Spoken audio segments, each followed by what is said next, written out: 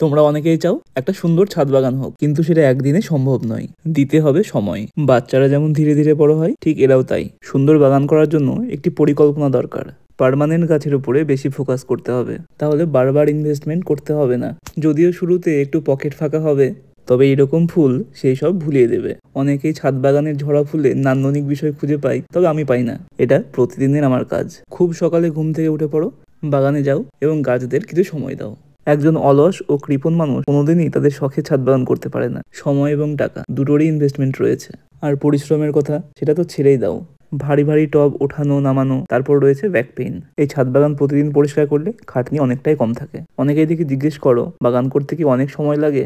24 ঘন্টার মধ্যে 3 ঘন্টা সময় দিয়ে দিতে হবে। সকালে 2 ঘন্টা, সন্ধ্যা 1 ঘন্টা। কিছুদিন পরে আবারও টেম্পারেচার 45 ক্রস করবে। এখনো সময় আছে, গাছ লাগাও। সে মাটিতে হোক বা টবে, স্মল স্কেলে হোক বা লার্জ স্কেলে, যে যেভাবে পারবে।